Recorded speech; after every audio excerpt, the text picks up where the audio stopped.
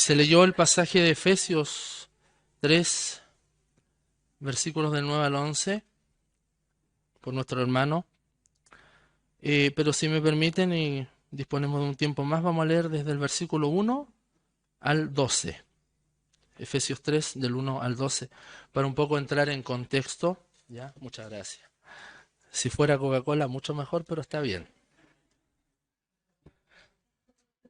Así le decía a mis hermanos allá en Perú cuando me traían agua.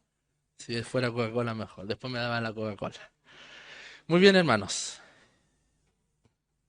Leamos la palabra del Señor en Reina Valera.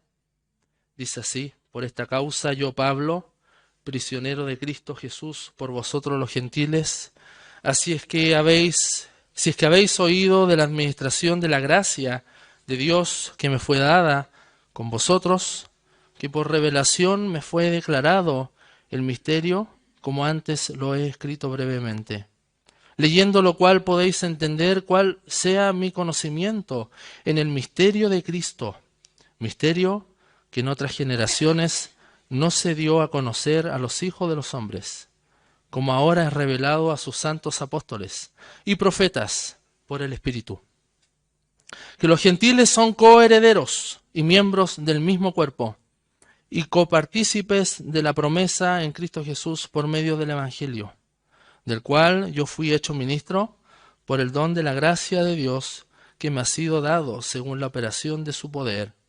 A mí, que soy menos que el más pequeño de todos los santos, me fue dada esta gracia de anunciar entre los gentiles el Evangelio de las inescrutables riquezas de Cristo, y de aclarar a todos cuál sea la dispensación del misterio escondido desde los siglos en Dios, que creó todas las cosas, para que la multiforme sabiduría de Dios sea ahora dada a conocer por medio de la Iglesia a los principados y potestades en los lugares celestiales, conforme al propósito eterno que hizo en Cristo Jesús, nuestro Señor, en quien tenemos seguridad y acceso con confianza por medio de la fe en Él. Oremos. Bendito Dios y Padre nuestro, santificado sea tu nombre. Te agradecemos por Jesús, nuestro Señor y Salvador, quien tomó nuestro lugar ahí en la cruz, otorgándonos salvación gratuita para nosotros, mas Él lo dio todo, porque le costó todo. Y tu Espíritu Santo ahora nos visita, porque mora en nuestro corazón, en nuestra vida, en nuestro cuerpo, y somos guiados a través de este Espíritu para que, por medio de Cristo, podamos acceder delante de ti y podamos decirte: Abba, Abba Padre. Qué precioso, Señor, es tener comunión contigo. Abre nuestro corazón, que puedas hablar a esta iglesia, Emanuel, en esta hora. Úsame, Señor. Soy indigno de estar parado en este lugar, pero usa tu palabra para que podamos comprender el origen y el fundamento de la iglesia. En el nombre de Jesús. Amén. Origen y fundamento de la iglesia. Y en específico vamos a estar inmersos en los versículos del 9 al 11 que fue leído justamente en el culto. Y siempre hay una tarea difícil, hermanos, cuando definimos algo. El ser humano siempre define algo, sea en el ámbito académico, en la política, siempre define algo. Y más cuando la naturaleza de ese algo es compleja. Y definir qué es la iglesia es algo complejo. Es ese algo complejo. Quizás muchos de ustedes podrán tener claridad y decirme que la iglesia es más que tiene que ver con lo que hace, pero muy poco de lo que es la iglesia. ¿Notan la diferencia? Podrán muchos decir: no, la iglesia hace esto. Pero ¿qué es la iglesia? Por ejemplo, es correcto decir que la iglesia tiene 3 propósitos fundamentales, y creo que ustedes lo pueden conocer también: adoración, edificación de los santos y la proclamación del Evangelio. ¿Están de acuerdo con eso? Pero aún así eso tiene que ver con lo que hace la iglesia. Pero que esto no nos abrume. Si sabemos lo que es la iglesia, y a lo mejor tenemos algo más que estos 3 propósitos que acabo de nombrar, Dios por medio de este sermón va a ampliar probablemente y vamos a complementar lo que ya sabemos. Y si alguno no sabe porque a lo mejor no ha venido hace mucho tiempo a la iglesia o porque probablemente no le guste leer la Biblia, no le guste estudiar, Dios en su misericordia y en nuestra confianza que a partir de su palabra nos dará entendimiento. ¿Lo cree así usted? Para que comprendamos, definamos y tengamos claridad de cuál es el origen y fundamento de la iglesia, de su iglesia. Y estoy hablando de iglesia con mayúscula, la I con mayúscula, iglesia. No estamos hablando de una denominación tal, no solo estoy hablando de Emanuel o de Roca Grande, es la iglesia. Considero yo que la iglesia es central en la historia de la redención del hombre. Y de hecho creo que hay 3 preguntas que son fundamentales y son claves para comprender la iglesia en toda su magnitud. Ojo, no estoy hablando de lo que la iglesia hace, de lo que la iglesia es. Primera pregunta, ¿lo puede anotar ahí por favor? ¿Cuál es el origen de la iglesia?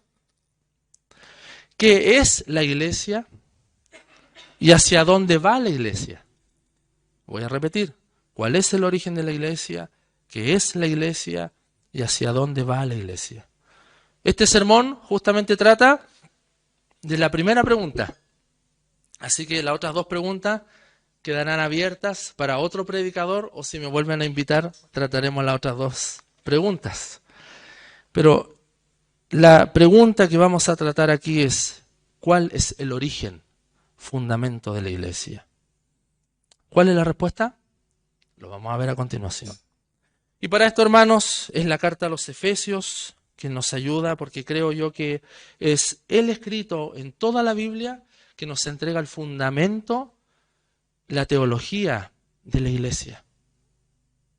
Si usted estudia Efesios va a saber lo que es la iglesia. Hace una semana atrás, por gracia de Dios, terminé de grabar 40 podcasts sobre la carta a los Efesios. Lo pueden escuchar si gustan en mi canal de YouTube. No estoy haciendo publicidad, pero escúchelo porque puede ser de mucha bendición. Así que la iglesia, vamos a ver en esta oportunidad, y probablemente una hora no basta para ver toda la magnitud de la profundidad, el ser de la iglesia y cómo esta entidad, ¿y sabe cómo le denomino yo a la iglesia? La entidad de los muertos vivientes. Te dirá hoy que es tenebroso el pastor o el predicador. Hermano, estábamos muertos y hemos pasado de muerte a vida. Hemos pasado de muerte a vida. Por eso somos los muertos vivientes. Y eso lo veremos más adelante. Y todo esto tiene su origen, fundamento, no en un plan hecho por el hombre, no en una idea de que alguien, algún teólogo de la antigüedad o algún discípulo dijo la iglesia es esto. El origen y fundamento de la iglesia está más allá de nosotros. Está mucho más allá de nosotros. Versículo 9. Vamos ahí a la Biblia.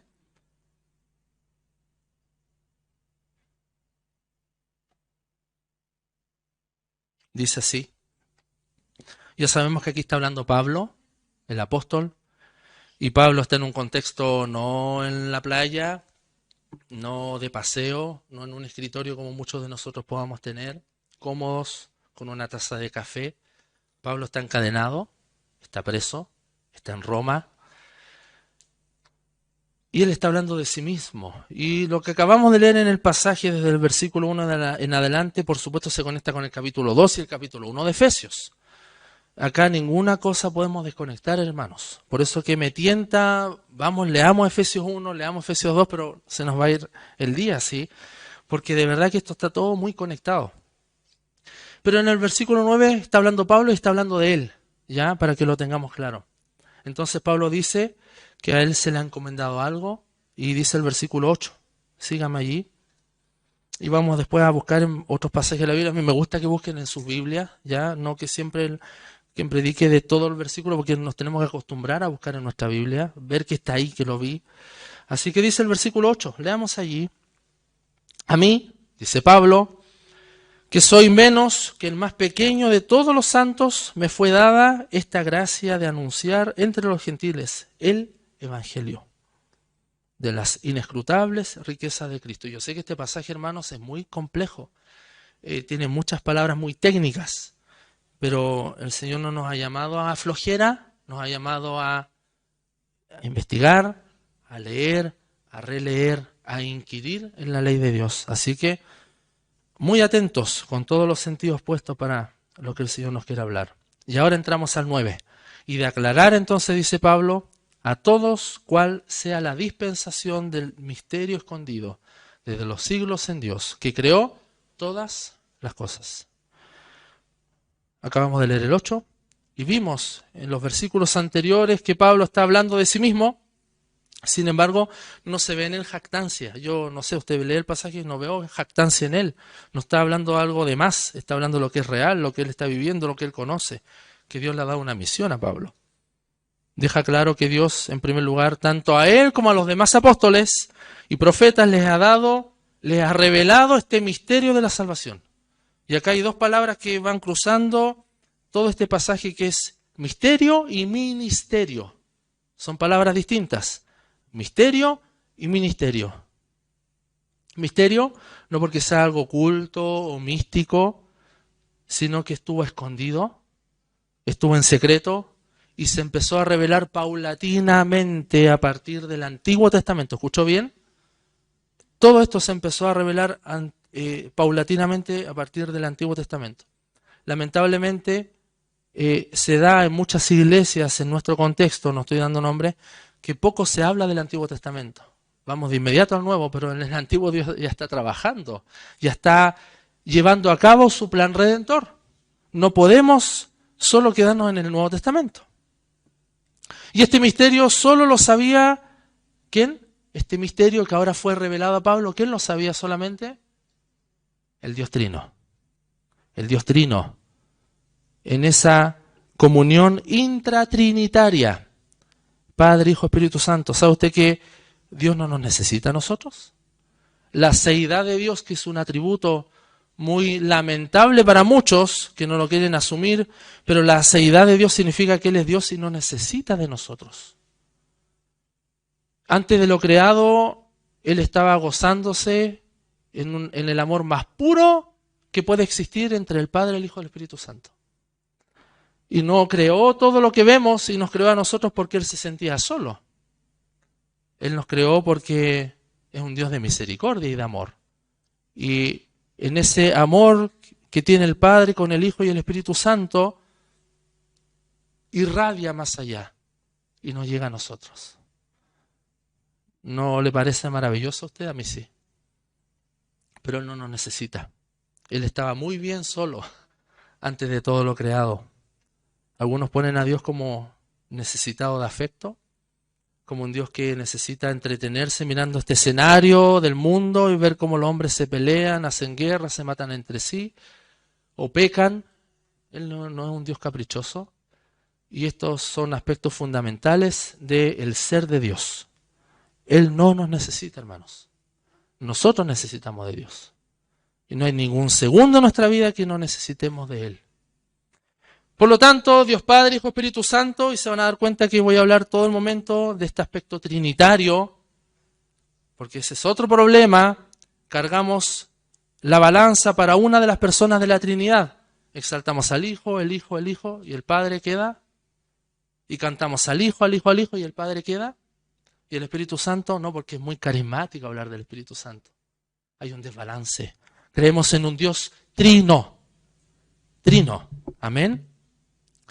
Por lo tanto, abundan pasajes en el Antiguo Testamento que dan cuenta de cómo todo se trata de Dios. No se trata de nosotros y de sus propósitos. No se trata de nosotros.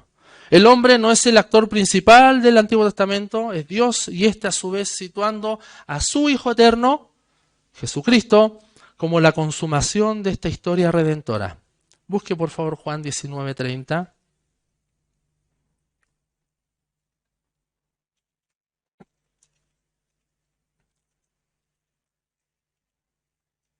Dice así la palabra del Señor. Cuando Jesús hubo tomado el vinagre, dijo, consumado es.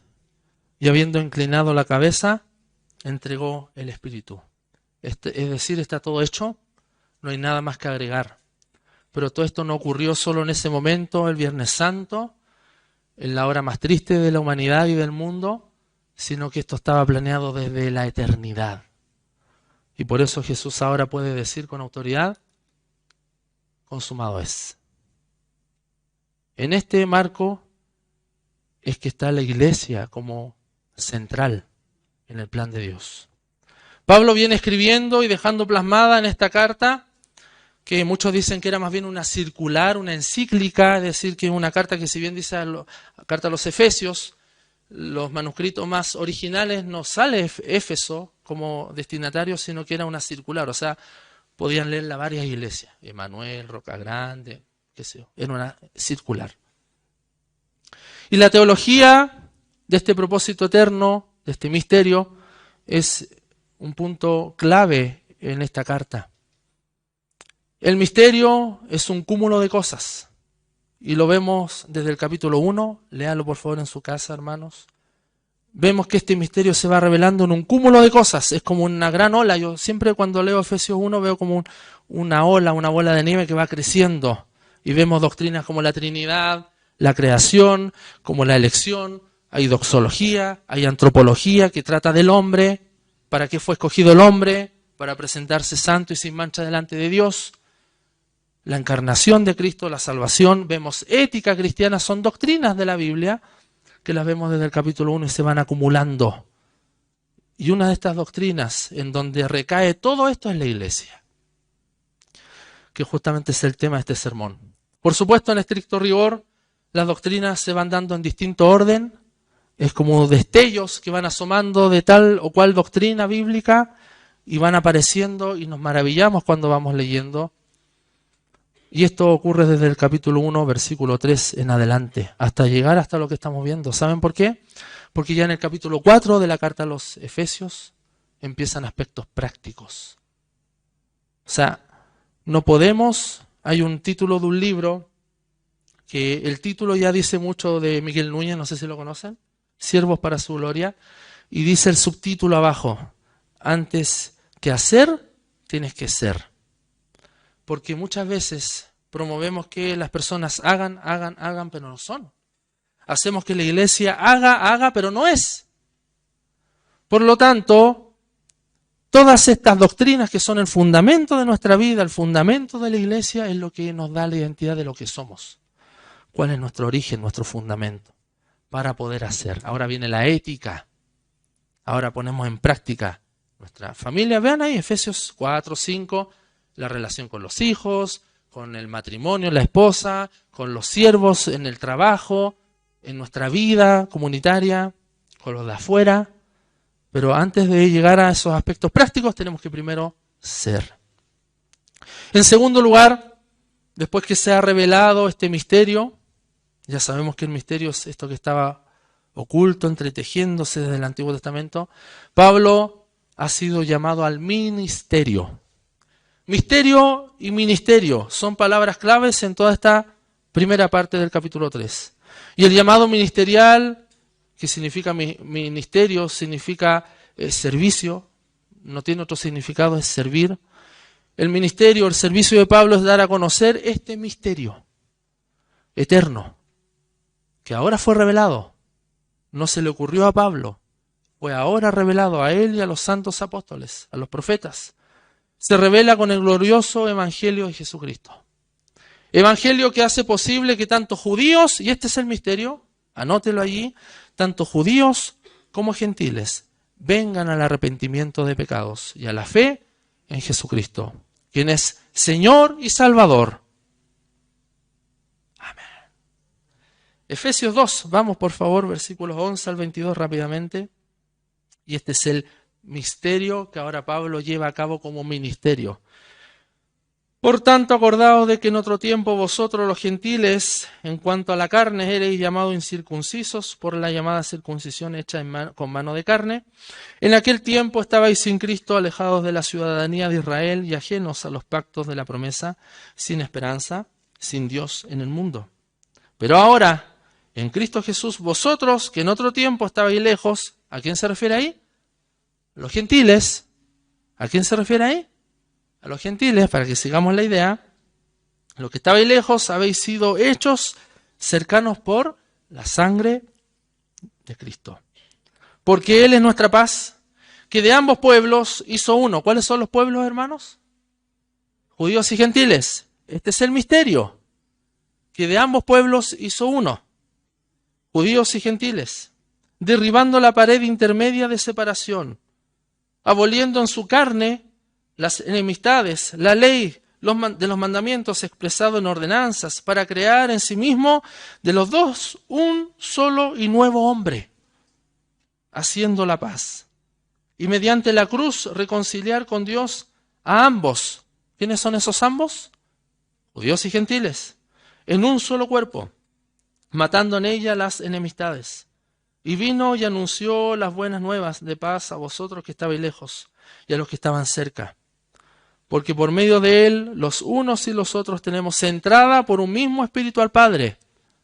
Así que ya no sois extranjeros ni advenedizos, sino conciudadanos de los santos y miembros de la familia de Dios, edificados sobre el fundamento de los apóstoles y profetas, siendo la principal piedra del ángulo Jesucristo mismo, en quien todo el edificio bien coordinado va creciendo para ser un templo santo en el Señor, en quien vosotros también sois justamente edificados para morada de Dios en el Espíritu. Fíjense en estos 2 o 3 versículos finales que acabo de leer, en quien aquí habla del fundamento que es Jesucristo, que es esa piedra principal, va creciendo para ser un templo en el Señor.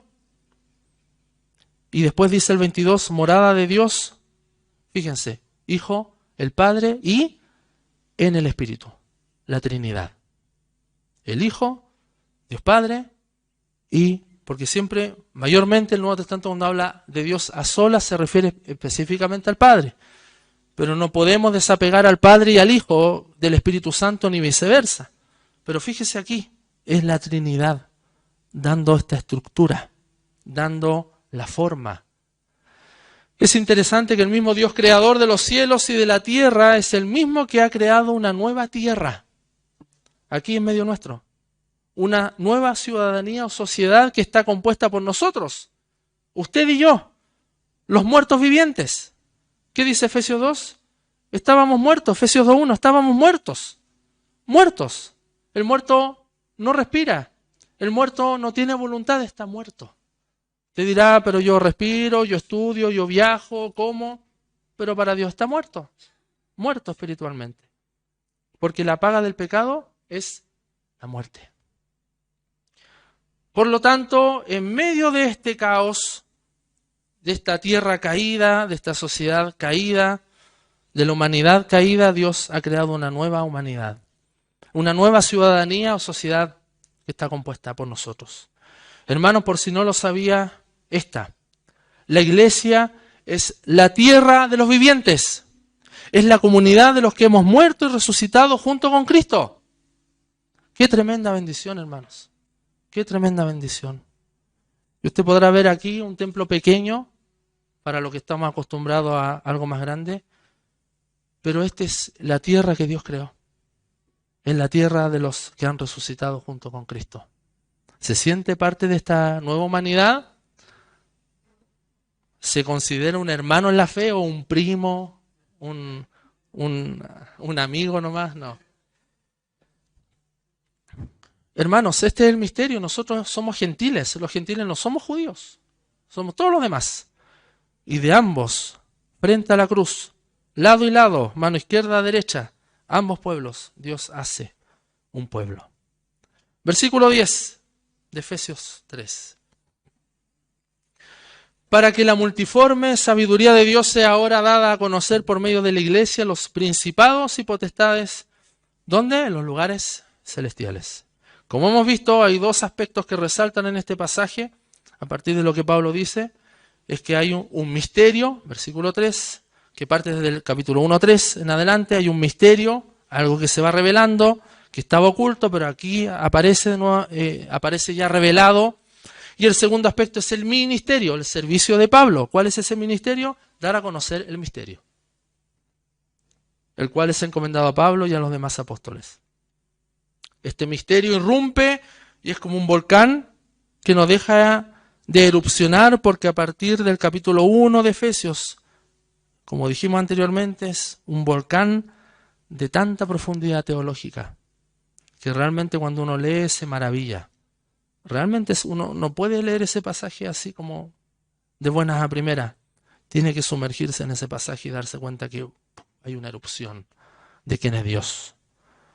De hecho, es una oración de Pablo, es una oración que está tremendamente llena de profundidad divina. Desde el principio de esta carta, la realidad cósmica de la salvación, como lo dice el versículo 15 al 23 del capítulo 1, baja hasta nuestra experiencia terrenal y personal de muerte espiritual, capítulo 2. Pero como no podemos crecer solos, escuchó bien, no podemos crecer solos, sino que necesitamos de una instancia comunitaria para poder crecer.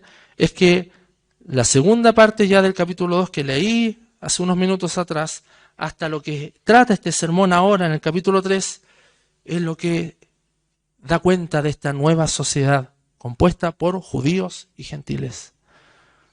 Y es la que toma protagonismo. Esta nueva sociedad, compuesta por quienes hemos sido salvados por la sangre de Cristo, somos aquellos peregrinos que tenemos una patria celestial. Y veo aquí que hay hermanos extranjeros, bienvenidos. Y ya no nos pertenecemos a nuestros propios países, tenemos una patria celestial que no está acá. Pues bien, llegamos al clímax de este sermón. Y es que el propósito de Dios con todo esto fue utilizar a la iglesia para que por medio de ella, de esta, su iglesia, Él despliegue su multiforme sabiduría. ¿Lo leyó ahí? La amplia variedad de su sabiduría. Si bien esta frase es un poco compleja, nos basta ver los 3 primeros capítulos de esta carta y ver que la sabiduría de Dios es infinita y se ha expresado en toda la teología descrita y como en la Trinidad ha creado el universo y ha creado a la iglesia, que es el cuerpo, la novia de Cristo.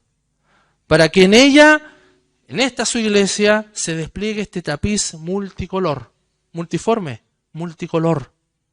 Este entramado complejo, pero que no es incomprensible, de lo que Dios ha hecho por, en y a través de la iglesia. Lo voy a repetir, de lo que Dios ha hecho por, en y a través de su iglesia. La iglesia no es de tal o cual pastor, es la iglesia de Dios. Es decir, la iglesia es central en la revelación del plan de Dios. Todo lo que Dios ha hecho, incluso el escenario de este mundo en el que vivimos, es para posicionar a la iglesia, su iglesia, como el centro de operaciones de la Trinidad. ¿Escuchó bien?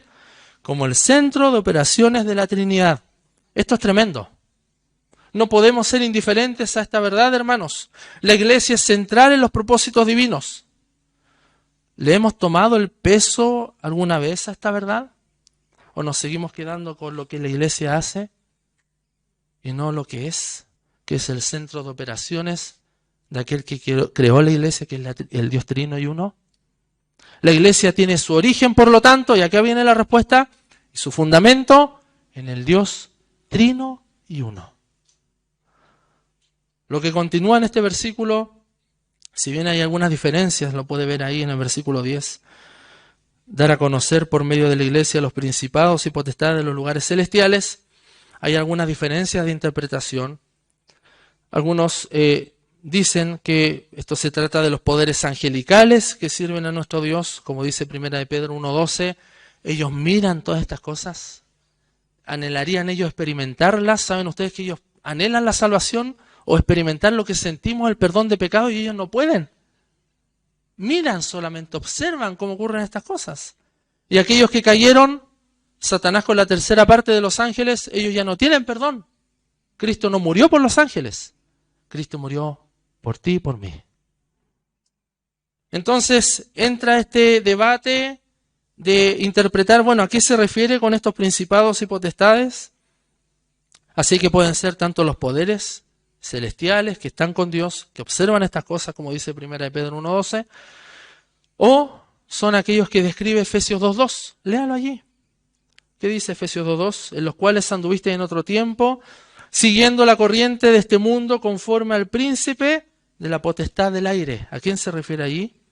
El espíritu que opera ahora en los hijos de desobediencia. ¿A quién se refiere ahí? A Satanás y todos sus demonios.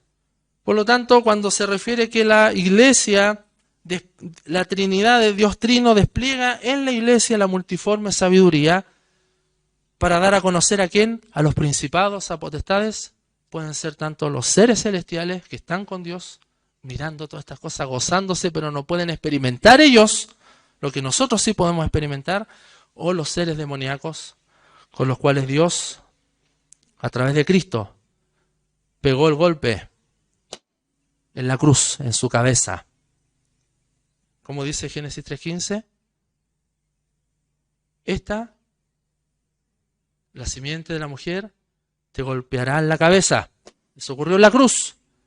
Y es decir, Satanás, te herirá el calcañar. Pero ¿cuál golpe es más fatal? ¿El golpe en la cabeza o un mordisco en el calcañar aquí en el tobillo? ¿Qué es más fuerte?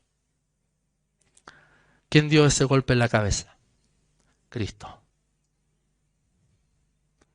En definitiva, ya queda poco, la iglesia se alza ahora como testigo contra las artimañas hostiles de los poderes caídos que se oponen activamente contra Dios, y eso ha ocurrido desde siempre. Siempre el enemigo oponiéndose. Pero ¿cuál es la promesa de nuestro Señor Jesucristo? Mateo 16, que las puertas del Hades no prevalecerán contra su iglesia. Amén, es nuestra esperanza.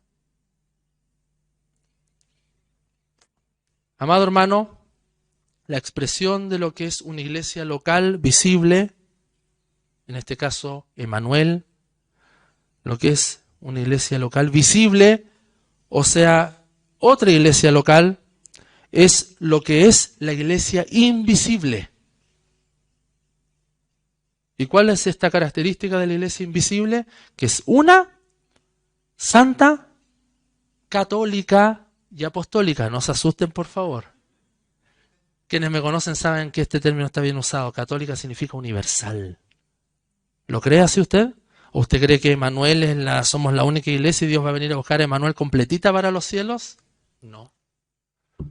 Va a 5 de Roca Grande, o espero que sean más. Espero estar dentro de esos 5. 5 de acá, 4 de acá, 10 de allá. O sea, hermanos, el anhelo es que nos vayamos todos con el Señor. Pero la iglesia invisible de toda lengua, de toda tribu, de toda nación. Y esa iglesia es una, es santa, es universal o católica y es apostólica. Porque nuestro fundamento, nuestra enseñanza está basado en lo que los apóstoles enseñaron. Y lo que los apóstoles enseñaron es lo que la Biblia dice. Versículo 11 y final. Conforme al propósito eterno que hizo en Cristo Jesús, nuestro Señor.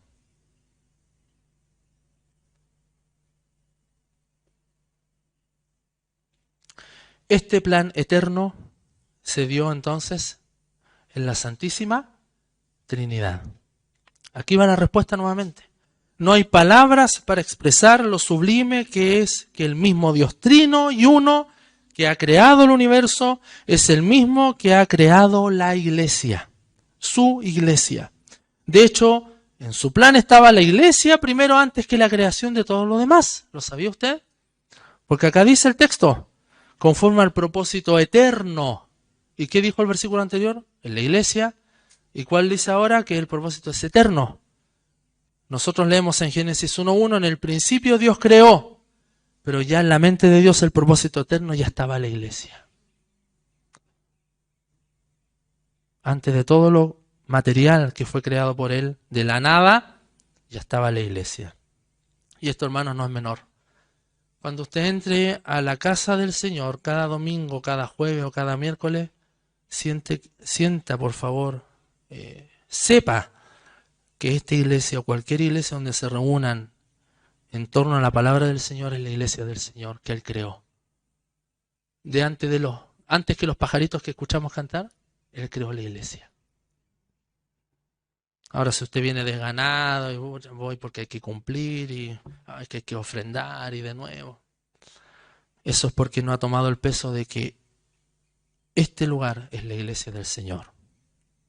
Es más, la Trinidad misma ha sentado sus bases y es en sus raíces que nosotros somos edificados, al ser puestos en unión con Cristo por parte del Padre y por medio del Espíritu Santo. Miren, las tres personas somos puestos en unión con Cristo. La doctrina que más enfatiza Pablo en todos sus escritos es la unión con Cristo. Somos escogidos en Cristo, unidos en Cristo, santificados en Cristo, amados en Cristo. Al Padre ponernos en unión con Cristo, lo hace por medio del Espíritu, que mora en nosotros y en todo aquel que es salvo. Como dice Efesios 1:14, somos sellados por el Espíritu Santo. La iglesia tiene su origen y fundamento entonces en la Trinidad. Escuche bien, el proyecto de salvación universal del Padre, la misión del Hijo y la obra santificadora del Espíritu Santo. Fundan la iglesia como misterio. Estaba allí, pero se fue revelando paulatinamente. Esta es una obra divina, hermanos. En el tiempo de los hombres solo vemos lo que ven nuestros ojos. No vemos más allá. Pero lo hizo Dios en su misericordia en el tiempo de los hombres, el sentar sus bases en lo que conocemos como iglesia. Esto fue preparado desde los orígenes, reunida por la palabra encarnada.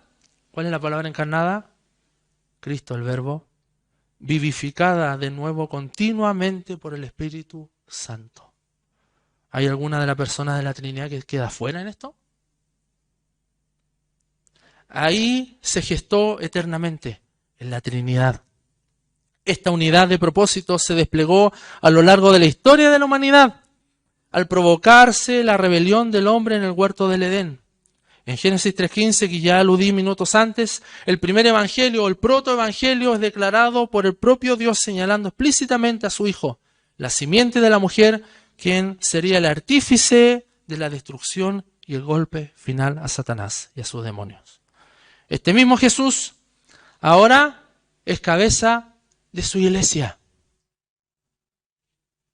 Amén. Este mismo Jesús ahora es cabeza de su cuerpo, la iglesia. Esta iglesia y cualquier iglesia en donde sea Dios el centro y su palabra la espada del Espíritu. En conclusión, es mediante la iglesia que Dios despliega toda su sabiduría, porque esta es la nueva creación. Es una creación aún mejor. ¿Sabe usted que para crear a Adán y Eva Dios no recurrió a costo de sangre para hacer a Adán y Eva? Lo sabía, ¿no? Pero para crear esta nueva humanidad hubo sangre de por medio, la sangre de su Hijo. Por lo tanto, nuestra creación, la creación de este nuevo pueblo de la iglesia es aún más especial que lo que ocurrió en el Edén. Es por eso que la iglesia es central en la revelación bíblica y es mediante Cristo que este propósito eterno se llevó a cabo. ¿Puede observar el paralelo de la iglesia mediante y Cristo mediante? Esta es la iglesia profunda. El ser de la iglesia es Dios trino y uno, siendo Cristo la cabeza de la iglesia. Y cuidado entonces con desbalancear en nuestros sermones, en nuestros cultos, desbalancear la Trinidad. Cantamos al Hijo solamente, exaltamos al Hijo y el Padre, lo dije recién, y el Espíritu no, que es muy carismático, es un Dios trino y uno. Reitero, la iglesia es central en la revelación del plan de Dios. Todo lo que ha hecho Dios, incluso el escenario de este mundo en el que vivimos, es para posicionar a la iglesia, su iglesia como centro de operaciones de la Trinidad. Esto es tremendo. No podemos ser indiferentes a esta verdad, hermanos. La iglesia es central en los propósitos divinos. La pregunta es, ¿le hemos tomado el peso alguna vez a esta verdad? ¿Qué estamos haciendo al saber lo que significa realmente la iglesia? ¿Cuál es nuestra entrega entonces en la iglesia local al saber que es una idea de Dios, que no fue un invento del hombre? La iglesia entonces tiene su origen y fundamento en el Dios trino y uno. Tengamos unos minutos para orar personalmente delante del Señor y meditar en su palabra.